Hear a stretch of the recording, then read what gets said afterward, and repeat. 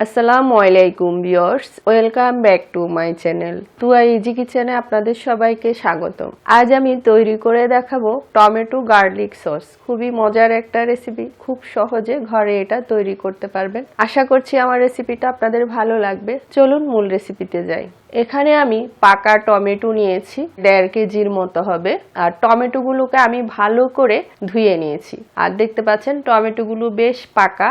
চেষ্টা করবেন এরকম পাকা একদম লাল লাল থেকে টমেটো নিতে, এতে করে সসটা খুব ভালো হয়। আর 2টা বড় সাইজের রসুন নিয়েছি।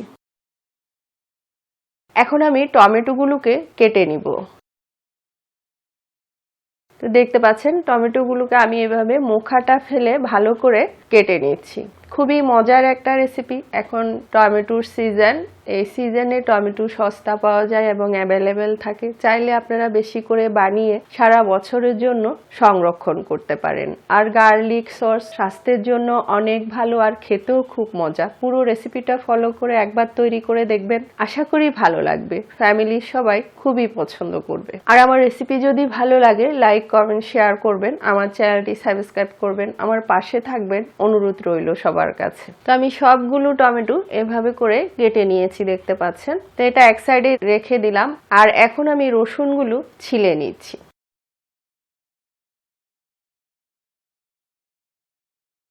খুব সহজে রসুনগুলো এভাবে ছিলা যায়। ছুরি দিয়ে এভাবে একটা আঘাত করবেন, দেখতে পারবেন খুব সহজে রসুনের চামড়াটা এভাবে উঠে আসবে, দেখতে পাচ্ছেন।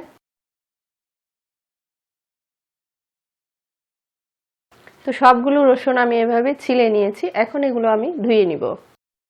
চুলায় একটা পাতিল বসিয়েছি আর পাতিলে কেটে রাখা টমেটোগুলো দিয়ে দিলাম রসুনগুলো, দিয়ে দিলাম 1 টুকরো দারচিনি আর 3টা লং, 1 চা চামচ লবণ। দারচিনিতে সুন্দর একটা ফ্লেভার আসবে আর লংয়ে রসুনের যে তীব্র একটা গন্ধ থাকে সেটা কমাবে। এখন মিডিয়াম টু লো আছে আমি এটা 15 থেকে 20 মিনিটের মতো সিদ্ধ করব। ঢেকে দিলাম। ফিরে আসলাম 15 মিনিট পর। দেখতে পাচ্ছেন খুব সুন্দর করে এটা সিদ্ধ হয়ে গেছে। টমেটোর থেকেই পানি ছেড়েছে, আমি কিন্তু কোনো পানি এখানে দেইনি। দেখতে পাচ্ছেন একদম সফট হয়ে গেছে সবগুলো। তো এখন আমি চুলাটা বন্ধ করে ঠান্ডা করে নিব। তো টমেটোগুলো ঠান্ডা হয়ে গেছে।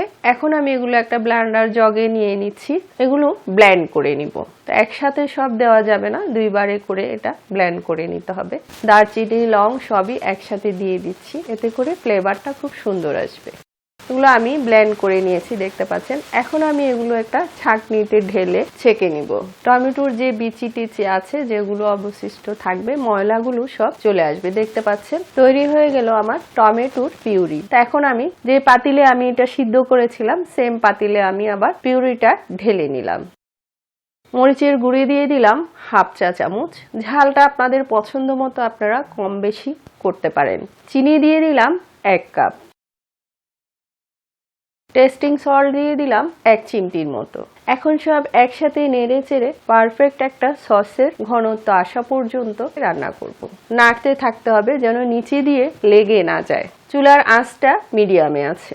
ভিনেগার দিয়ে দিলাম 1/2 কাপের মতো।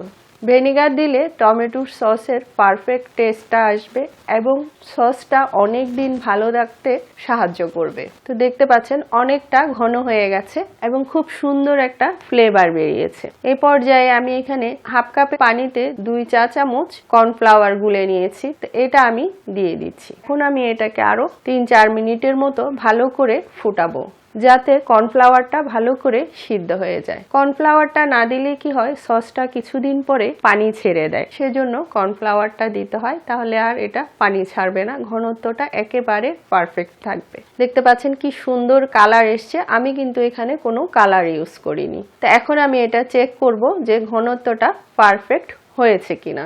কয়েক ফোঁটা আমি একটা প্লেটে নিয়ে নিলাম, দেখতে পাচ্ছেন একেবারে পারফেক্ট একটা ঘন সস হয়েছে। দেখে হয়তো বুঝতে পারছেন। এভাবে আপনারা চেক করে নিতে পারেন। যদি পানি পানি থাকতো তাহলে এটা মিক্স হয়ে যেত অথবা গড়িয়ে পড়তো। একদম পারফেক্ট একটা সস তৈরি হয়ে গেল। এখন আমি চুলাটা বন্ধ করে দিব এবং ঠান্ডা করে আপনাদেরকে পরিবেশন করে দেখাচ্ছি। তো এখন আমি একটা কাচের জারে নিয়ে নিচ্ছি। শুকনো কোনো কাচের বোতল অথবা কাচের জারে রেখে আপনারা এটা সারা বছর সংরক্ষণ করতে পারেন। যে কোনো ঝাল নাস্তা এবং যে কোনো কিছুর সাথে আপনি এটা পরিবেশন করতে পারেন। সবাই খুবই পছন্দ করবে। পুরো রেসিপিটা ফলো করে একবার ট্রাই করে দেখবেন, আশা করি ভালো লাগবে। এতক্ষণ আমার ভিডিওটা দেখার জন্য আপনাদের সবাইকে অনেক অনেক ধন্যবাদ। আবার অন্য কোনো ভিডিও নিয়ে আপনাদের সামনে হাজির হব। সবাই ভালো থাকবেন। আল্লাহ হাফেজ।